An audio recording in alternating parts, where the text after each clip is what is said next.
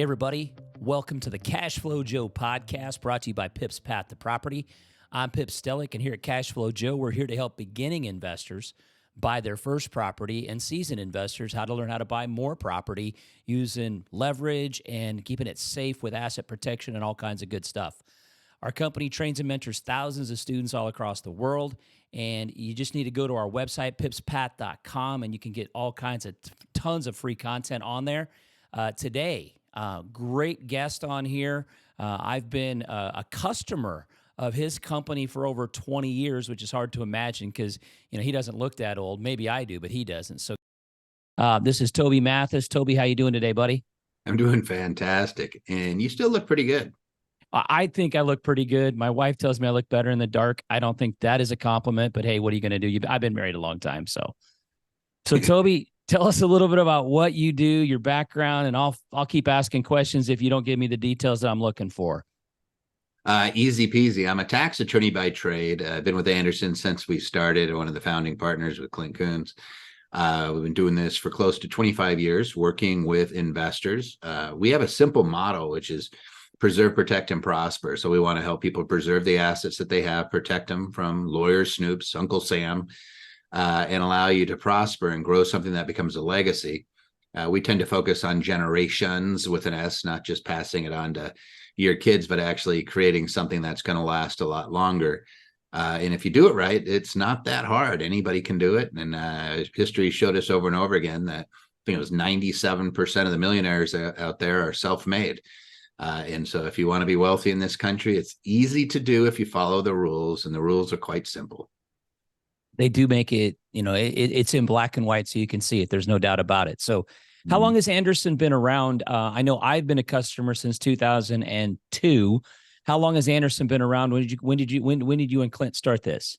So 1999 is the official start date. We have company that goes back to 1993, the registered agent and the office suite portion. So we go back a little bit. If you came in, when did you come in 2000? 2002 was when my first. I done some training. Then I started doing some asset protection stuff with you guys. That's fantastic, and that's how a lot of folks met us. Is they work with somebody, and then somebody says, "But what do I do with it? Like, how do I protect it?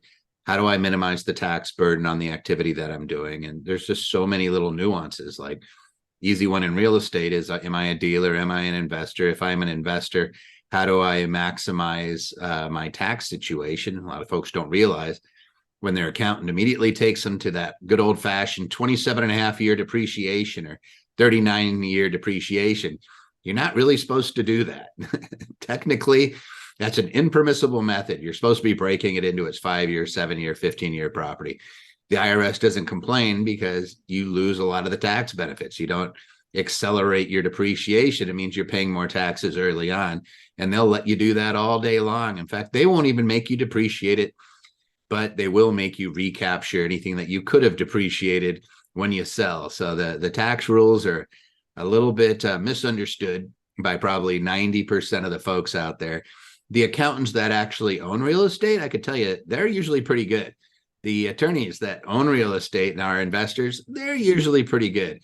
It's everybody else we got to worry about. Well, and that just goes to show you got to practice what you preach, whatever it is. I don't care what it is you're preaching, but you got to practice it. So you've been investing in property. And so tell us a little bit about some of your investing stuff that you like to do. I know I heard you talk about a story about Airbnb, and that wasn't your favorite because you didn't like some of the stuff with it. So what kind of investments do you like? Because we got a bunch of brand new investors listening to this, watching it. What kind of stuff do you like to do as an investor? So just to give you some background, Clint grew up doing apartment buildings. So my partner in this has been doing this since he was able to walk and pick up a broom. I learned in the 80s, I had a good mentor who kept telling me you had to have assets, you had to have cash flow assets, and you needed to accumulate them and then never sell them. And he introduced me to a gentleman in Burien, Washington, who had hundreds of properties. And I remember talking to this guy, and he had the dot matrix printouts of all of his properties, and it was pages and pages and pages. And he owned them in Seattle and in Denver at the time. And I remember going, man, this guy's rich. He could sell those and he'd be so rich. But it never occurred to me, that they were cash machines, why the heck would you sell it? It's like the golden goose, right? It's laying the golden eggs. You want a big army of geese. You want a bunch of geese, right? And they're all laying eggs. And then, so that's what we built. We have about 400 individual units. Like we have a lot of single families. We have a lot of apartment buildings, duplexes, 8plexes, 12plexes, 18plexes, mobile home parks, you name it. Clint and I just started buying anything and everything we get our hands on. Years and years ago, we used to just be like, hey, let's just pick up one property a year. And then you're like, wow, that was easy. Let's do 2. Then let's do 10. And then let's buy a package of 20. And the next thing you know, you're just an addict. You can't help yourself. Every time somebody brings a deal by, you're like, what is its cap rate? How is it cash flowing? So it's not that I don't like Airbnb. I actually have some in my portfolio. It's just, that's a little bit of work. And it's not one of those niches that I've really crawled into. I have plenty of clients that do, and they do very, very well. I tend to look at the bread and butter stuff. And I love pad split. I love taking houses that are, hey, it's making $1,000 a month in rent, and renting out the rooms and make 3,000 a month. Or I like transitional housing. I like recovery housing. I like renting to nonprofits that want you for 5 years with an escalating rent clause because they're just excited that they have a place to put the folks that the government is paying for. And I've just had a lot of fun. And by the way, most of the stuff can be done tax-free. So the tax code is telling you to do it. What you'll get hit on if you're in real estate is when you're working too hard. So if I am flipping houses, there's a good chance I'm paying ordinary income, and I probably don't get depreciation because I'm a dealer. I can't do installment sales, can't do 1031 exchange. So the tax code is kind of giving you a little, just think of it like you're getting a little whack, right? So it's telling you, hey, stop that. Every time we work, I started working at McDonald's, like a lot of folks. I was making $4.15 an hour. I worked 40 hours. I didn't get $160. I got like $120. That's because they did this thing called old age disability and survivors, whack, ow, hey, stop that. And they do withholding. Ow, stop that, right? And it's kind of telling us, the tax code is telling us, here's some things you can do, but I'm going to give you a little whack every time you do it. And then you decide how long you want to get whacked. And a lot of people don't realize that there's alternatives. And so I tend to gravitate towards the alternatives where I can control the tax. And I like it when I don't pay tax on any of those, on any of that revenue. So if you have cash flow properties, there's a good chance we could eliminate the tax on it entirely simply through depreciation. And I'm not talking about your father's depreciation. I'm not talking about the 27 and a half years. I'm talking about taking about 30% of that property and making it deductible in year 1. Talking about making sure that I don't pay any tax on any of that cash flow for a good 10 years. And then if I want to avoid it further, I just need to keep buying properties. And then here's the punchline. When I pass away, the basis of all those properties steps up. And guess what? I get to redepreciate it again. Well, actually, I'm not here anymore, but my family, my legacy gets to depreciate it again, which is pretty ingenious. And if they wanted to sell anything, or they had to sell anything, they don't have to pay any tax on it. So like the tax code is literally telling us what to do if we're willing to listen to it. Most people think talking about taxes is boring, but when you put it that way, Toby, it's exciting. I mean, not to get whacked. That's not exciting. But the exciting part is the fact that the rules are written for us investors to win the tax game every day. And most people miss that. So I got to ask, because I know Clint and totally different personality than you. How did you guys meet? We met through a mutual friend who says, because I hung my shingle out right out of law school. I didn't want to work for a firm. Lived in a 400 square foot studio apartment. Had my daughter. Was so poor. Used to say I was so poor I'd go to Kentucky Fried Chicken to lick other people's fingers. Right. I was that poor. I didn't want to work for another firm. I was gonna say that's a good COVID joke, I think. Yeah, you don't want to use that then. That's for sure. No, they don't like it when you lick the other people's fingers, but it's not as bad as it sounds. It's actually pretty good if they get the spicy stuff. No. Oh my gosh. I'm just kidding. Never licked another guy's fingers. That's not going to do it. But I remember when I got started, and then there was another guy doing kind of the same thing, and his name was Clint Coons, and I met him. And we went together, put ourselves together to approach an education company saying, hey, we should be teaching the compliance because we do all this stuff. We actually run businesses. We put our money where our mouth was, and we should be teaching some of these classes. And we got our start and our first contract, and we were able to scale up from there. And I still remember those early days. Like you're traveling and you're teaching a lot, and you're working with investors a lot. At that particular time, it was a lot of the stock market stuff, and that was 99, 2000, 2001. And then the markets just would get creamed periodically, and you realized you needed diversification. So you learn pretty quickly, right? And real estate was an easy transition because we were both experienced in that area. We both thought that was really the key to making long-term wealth is a combination of the stock market and real estate. Now, you could throw notes in there, you could do oil and gas and all these other things, but that's not going to get you super wealthy. You want to be consistently, like, you want to have 99.9% chance of becoming really, really wealthy. You consistently invest in good cash flowing stocks and good cash flowing real estate, and you won't be disappointed. Great stuff. So obviously, you said you had a mentor back from Seattle and that area. So other people that influenced you, because obviously he was a real estate mentor. You do a lot of teaching. We're all in sales. We know that. What other influences have you had, or who else has been an influence in your business life? Well, it's interesting. So my dad worked for Boeing, and I went to Boeing exactly twice in my lifetime. And he says, whatever you do, don't come here. So he had me meet all of his friends that ran businesses. And he says, that's what you want to do. So he actually sat me down after high school and said, college isn't for everybody, Toby. You really should just go open your own business. And at that point, I was a soccer player. I got a soccer scholarship. So I didn't apply to school, but I got offered a position at a school in Seattle. And I played soccer. That was the reason I went to college. I ended up injuring myself.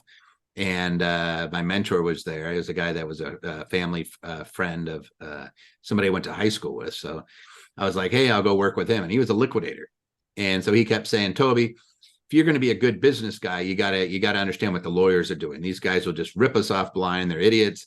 They always tell us what we can't do. They never tell us what we can do. So you need to go to law school. So lo and behold, the mentor's son and I both went to law school. He ended up going to law school too. He got kicked out within 6 months because he kept telling the professors that they were idiots. It's not something you get to do at law school. Like, he literally would just raise his hand all the time going, that's not true. That's not, like, he was pretty funny. But anyways, I became an attorney. I never became an attorney to practice law. I became an attorney to be a better business person. And along the way, I got the bug of saying, hey, I got so much crap advice. I'll tell you a story that might illustrate this. And some of you guys may have gone through the same thing. So remember when I said I hung my shingle out, I didn't have any money? My mentor said, you need to talk to an accountant. He goes, taxes will get you in trouble, or they'll save your bacon. You need a good accountant. So he gave me the number of his guy, and he says, call this guy, set up a time. The guy was $300 an hour. So I saved up. Pip, I saved up for months so I could have $300, right? I'm trying to grow my firm. I'm putting every dollar back into it. And I saved up off the side. And I met with this guy. And I wasn't a tax guy. I didn't know anything about taxes. I knew liquidation. I knew a little bit about real estate, enough to be dangerous. I knew I had really good people around me. My mentor did real estate and a bunch of his friends. But I sat down with this accountant, and he made me feel like an idiot. I walked away from that meeting after he told me all the stuff that could get me, oh, you could get sanctioned for that, or you get fined for that, or, oh, you better do that, or that could be criminal. And he just had me freaking out. And he goes, what do your books look like? What, you're not using a formal bookkeeping service, blah, blah, blah. And it was all this stuff that just made me feel like garbage. And I walked away, and for a while I was disheartened. And then I said, never again. I said, if he's doing that to me, he's doing that to everybody. And I'm sure there's people out there listening who have gone in and met with a professional, and they used big language, and they made you feel like you were an idiot and that you really needed them. Well, here's the thing. I didn't need him. I could go learn it. I read it. I did not hire the guy because he was such a jerk. And I just tried to learn as much as I could. And then I realized, wow, he was so full of garbage. It's actually quite simple. And you remember, this is back in the 90s. You didn't have the internet like you do now, where we can go onto YouTube and learn. We didn't have that. You had to pick up a book or you had to know somebody. And so these guys were playing hide the ball, scare the pants off you, so you handed your wallet to them. And I just decided real early on never to do that. In fact, I'm going to do the opposite. I'm going to teach everybody. We're going to share the information. I remember Clint talked to his grandfather, who was an attorney in Seattle, and his grandfather said, "You got to hide the ball. You got to be the one with the knowledge, or they won't use you." And Clint explained what we were going to do to him, and we were going to teach it. We were going to constantly be teaching how to do things and what the secrets were, what the reality was, right? What they weren't telling you. And the grandfather says, you're going to be a failure if you do that. You're going to be a failure if you do that. And, 20 some years later, it's like, no, not only is it not a failure, it's dwarfed anything that he had created or anybody else had created. We're over 500 people. We have attorneys all over the country, accountants, CPAs, EAs, and we great followings online where it's free, right? And we share information all the time. I think I have almost 700 videos on YouTube just alone. And it's like, hey, you know what? I'll just keep creating. The more I create and the more I give, the more I receive. And I don't need to do it. I have so much investment property now and so many investments. It's silly. Like, why do we keep doing it? Because it's fun. And you're just creating something. This is going to last generations upon generation upon generation. I don't think they could screw it up because of the way we built it up. It's pretty much like it's an organization that will continue to exist. And a lot of folks don't think of it that way. They set up their real estate and they have their investments and they think, oh, these are my little investments. Imagine that you're pulled out of it.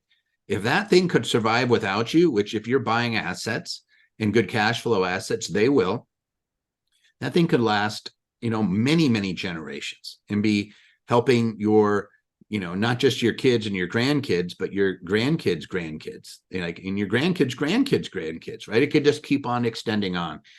And I just felt it's really important to teach that so people start looking at the long game and they realize that they can do just about anything that they want to if they can put their minds to it. That's a great answer. What's cool for me is that, you hit on something that I used to get ridiculed for. I do a lot of teaching and selling programs and things like that. And I was always told, you don't want to over teach them because they won't buy your product. I'm like, that is the wrong way to look at things. You give them everything you possibly can, and they're going to want even more. And so, yeah, it's a bizarre concept, but I guess it's a scarcity mentality that so many people have. And you're saying it's just the opposite of that. You shouldn't have a scarcity mentality. You should have an abundant mentality. I teach a simple rule called a 70-30 rule, which is live off of 70% of whatever you bring in, whatever your take-home pay is. And then the first 10%, so you have 70-30, and of that 30%, it's 10-10-10. 10% give it away. People always go, 10% give it away. I'm like, yeah, 10% give it away. Why would I give it away? What if I'm struggling? Well, then give away your time, but you need to give, because everybody that I know that's really wealthy gives away voraciously. And it wasn't because they got rich and then they started giving it away, is they always gave it away. So like you were always teaching, right? You were teaching people how to do these things. You gain wealth along the way, but it's not like you got wealthy, then you started giving. It's in your DNA. You start giving. The other 10% is pay off your debt, get rid of debt. I'm okay with leverage on assets buying and paying off debt, but I don't like consumer debt. I don't like having individual debt. And then the other 10% is invest, put it into an investment. So if you do that long enough, you're going to have a nice investment. If you have no debt, then put 20% in investment. If you're willing to donate time and you're willing to do things in your society that benefit it, then put 30% into investments. If you can live off of less than 70%, then put 50%. I don't really care. But at the end of the day, I teach it as one of the main components is the people that I see that are the most successful are givers. Period. And it's not a get the Bible out and pump and say you have to do tithing. It is, for whatever reason, it makes you a better human being. You meet other people who are givers instead of just takers. And I don't know why it is, planting seeds, whatever, but you're reaping what you sow. And if you're sowing information and you're constantly helping other people, I don't know anybody who does that, that isn't successful in the way that I look at success. I don't see people who are just really good givers. Like I know poor and needy people that go to church all the time, but they're needy. But the people that I know that are just givers and they're intelligent and they're investing and they're just doing it consistently. All of those people, like when I look at my top clients and I grab their tax returns, invariably big givers, some of the biggest givers. I had clients that were giving away more than 50% of their income. They couldn't even write it all off. And we'd carry it forward and stuff. And I was like, why are you giving away so much? And they're like, I don't know what it is. Every dollar I give, it's like I get 10 back. And so they're super successful. They have all this money and they're like, I'm always just going to keep giving. And they don't really care. There's some people do it for the write-off, get a tax deduction. Some people just give because that's in their DNA. And I just look at it saying, hey, it seems to be a rule. The most successful people I know are all voracious givers. Yeah, I think it comes back to you a million times. I wouldn't have had 1/10 of the success I've had if I hadn't been willing to give away the information and the time and the knowledge that I was, fortunate enough to gain over the years. But if you just put it in your pocket, it's like taking the money and putting it in a hole. It's not gonna create more friends. So we wanted all to go out there and create more friends. So really cool to hear that. So obviously, a lot of different things that you've done in your business.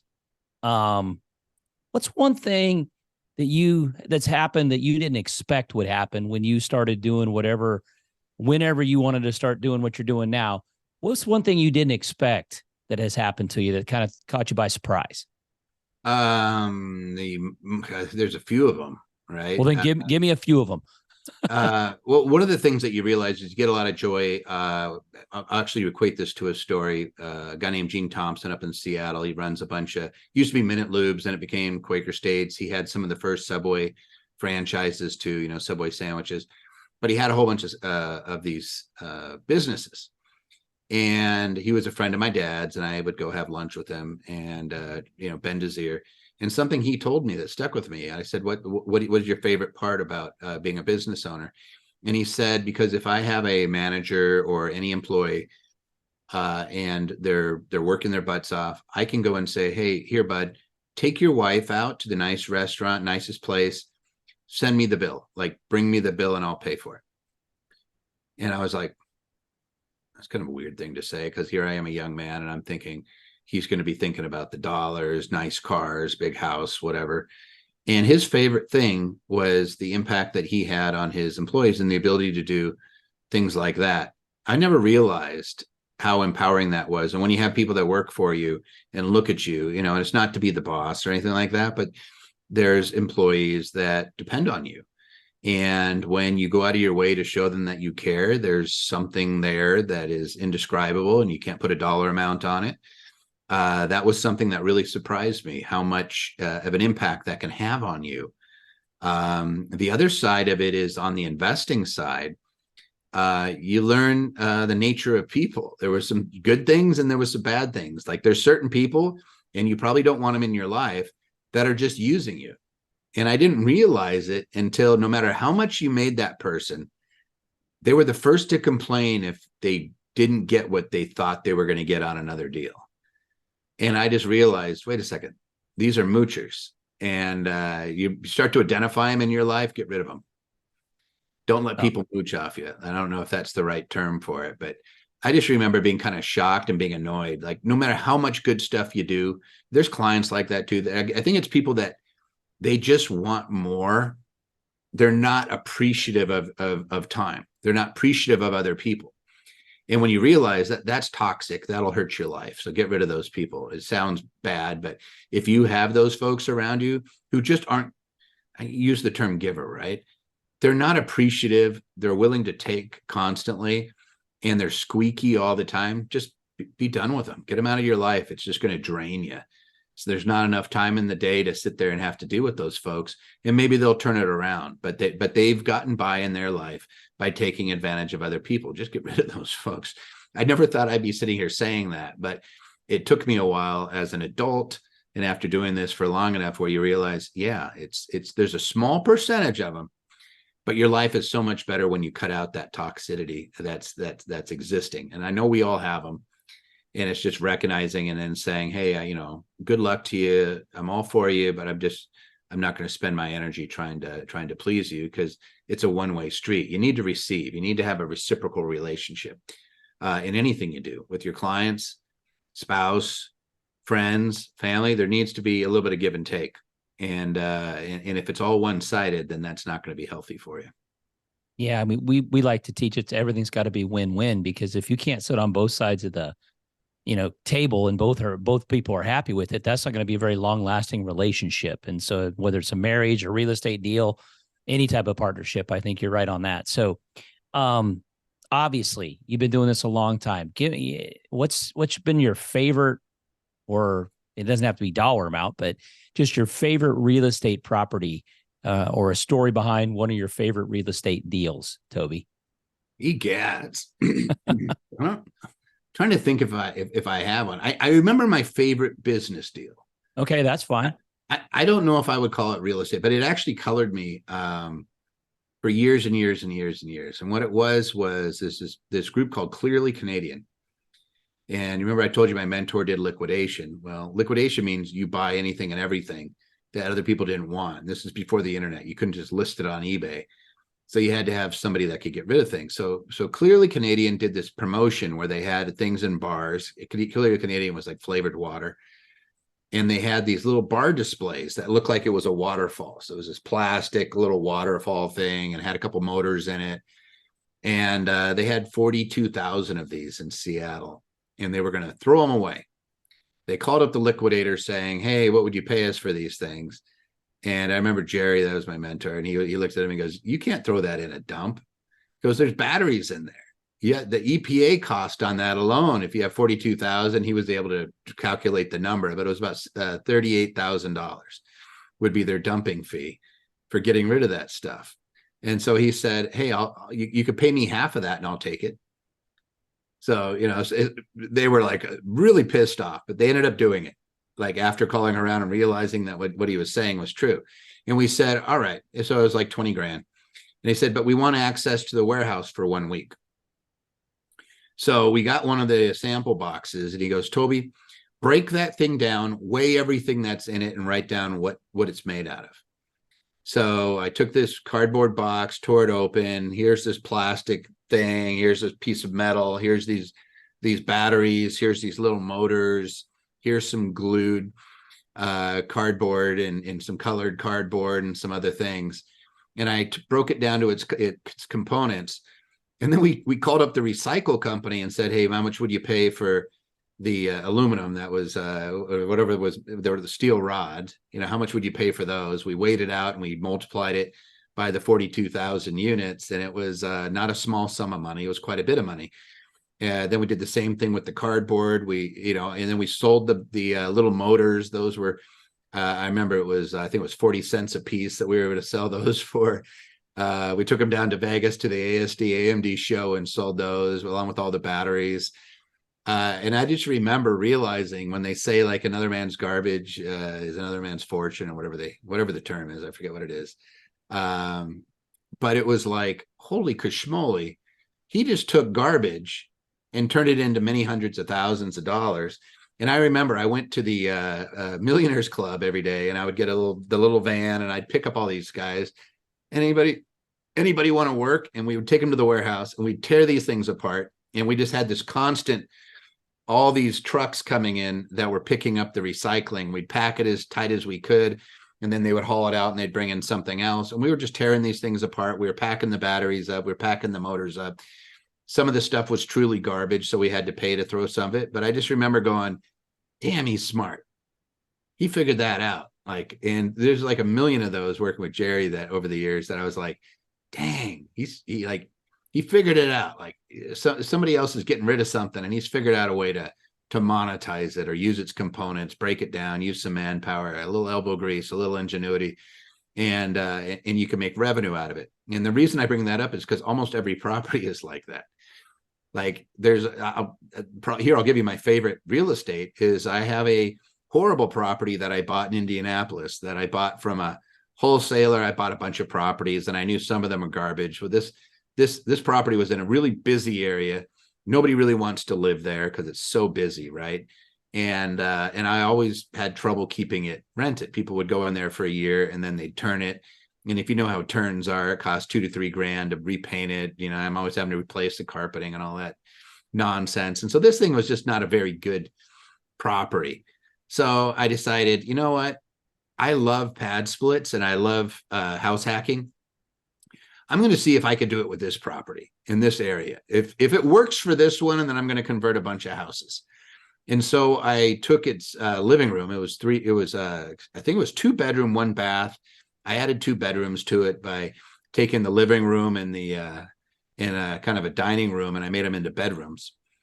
And I rented out each bedroom. I get a couple $100 each, and it went from making $700-800 a month in rent to bringing almost 3,000. I think we pretty much are consistently we're at 2,700 a month. So it doubled, tripled the net on that house. I mean, it's just a crappy little house. Not to be mean, but it's not the greatest house in the world. But I was shocked, and I said, "Oh my God, like this should not be working this well in this neighborhood." So I just thought that was the coolest thing ever, because I was deliberately trying to pick the worst house in the portfolio to see how it does. And then I didn't do this in a vacuum. I have a client that has 1,000 units. And so I watch his numbers, and I'm like, man, you're 90% occupied all the time. Your net operating income, it went up. It was more than 200%. And so I'm looking at that going, dude. And so I said, well, let's see if it works on my crappiest house, the worst house in my portfolio. Let's do it. Now we've done it to a whole bunch, and it keeps duplicating itself. It's just another way to look at real estate. Hey, what's the issue? Affordable housing is really an issue. Some people can't, they have bad credit. Some people can't afford a deposit to go get a house. Well, then let's rent a room to them. It's a nice, secure room in a nice house, interesting area, nice area. Usually you're trying to get around the transit line. So what made this house great is that it is in a busy area. So it's where everybody wants to be anyway. And I have a feeling that some of those tenants aren't living there because they're oh, I could live anywhere. It's because they work down there and don't have a car or transportation, and they need to be down there. So this is a great opportunity for them. And for whatever reason, it's just turned out gangbusters. So I really like that one right now. That's probably my favorite real estate. Took what did you just say? Garbage and turned it into gold, I think was well, you said something different, but I think it's garbage into gold. Pip, I bought that house for 30 grand. It was just it was out of an auction, sight unseen. I'll buy it. Not the greatest area. And I think I put 20 into it. So, and the thing's churning out over 2,000 a month. I'm not real good with the math, but you're in it for 50,000 or whatever you just said, 30 and 20, and you're making 2,000 a month. I don't know. I think those numbers work. I don't even need a calculator, I think, to make that one work. The sad part is I really don't care. I look at it and I'm just hey, that's cool. Exactly. Well, good stuff. Well, I know we could talk for hours, and I guess one of the things I like to do, because we have a lot of brand new investors that are listening to this. I think you might have already said it. I'm going to let you expand on it as the last question. You said one of the things you teach everybody is the 70-10-10-10 rule. Mm-hmm. And so what's something our listeners can do, people watching this right now, what can they do to get started in becoming a little more financially sound? It's really easy. You set a financial goal and an education goal each month. A lot of us just focus on things like savings. I wouldn't sit there and think of savings. I would pay your investments first. So I would say, of every dollar that comes into this bank account, I'm going to take 10% and I'm going to invest it. And it could be that you want to learn real estate. If you want to learn real estate, take real estate courses, learn it, and invest in different types of real estate. Well, if you only have a few $100, it's going to be tough, right? You have a couple choices. You could be wholesaler, you could do subject to, you could learn by some sweat of your brow. But the other thing you could do is invest in a REIT or something, which is real estate investment trust. You could do that for cheap, a few $100, and then start reading about it. You're going to learn just because it becomes relevant to you. And it's actually a Baader-Meinhof phenomenon, or frequency illusion. And I'll put it like this. If you were looking for a new car and you said, you know what, I'm wondering about a Ford F-150. And you start thinking about a Ford F-150. When you drive down the road, you're going to see about 20 Ford F-150s, right? They were always there, but your brain never let you pay attention to them because they were irrelevant to you, right? It was not relevant. So your brain just makes it go away. It's kind of like when you walk into a room, You don't notice all the patterns on the carpeting or what the color of the walls are, or how many light fixtures there are. And, unless you force yourself to say that's relevant, I'm going to start counting it. So the actual term is Beider Meinhof. Once you start owning things that have anything to do with real estate and you start taking courses, stuff becomes relevant. And now your brain starts to soak it up. And that's what I would be doing. So I would pick an educational goal and make sure that you're feeding your brain and learning new skills and it becomes relevant. And I would invest in real estate somehow, some way, even if it is buying or Federal Realty Trust or one of those PS or something like that, and starting to read some of the reports. It'll all of a sudden, there's terms there that'll become relevant to you. And then you're going to say, what's the answer to this? I want to learn more. And then, like, let's, for example, say they went to one of your courses and they start hearing these things like cap rates and NOI and things. And they're going to be like, oh, I already know what that is. That's, oh my gosh, look at these numbers compared to this. And all of a sudden it starts to make more sense and it becomes relevant. So I would urge everybody, use the Nike theory, just do it. Is you kind of got to get yourself, you got to dive into this area and you got to make it something that's relevant to you so that it actually leaves an impression on you and your brain soaks it up and remembers it. Beautiful. That's a great answer. So, Toby, tell these guys how they should get in touch with you or your company. What's the best way for them to at least get the ball started with you guys? Easy peasy. Just Google Toby Mathis and you'll see my YouTube. Subscribe to that and you're going to get videos. I post them almost every day now. Like I'm horrible. I just love putting content out. My company, Anderson Advisors, you can just do andersonadvisors.com or we can give you a link. I'm sure that we can give you a link, Pip, so that we know that they're your folks. It helps us because then we know, oh, they're real estate, right? Oh, they're following the Pip strategies. Okay, this is perfect. But that's the easiest way. Easy peasy. Awesome. So appreciate you being on here, Toby. Before we get out of here, I want to say again, if you haven't already, subscribe to the podcast on whatever platform you guys use. For more investing information, go to our website, pipspath.com.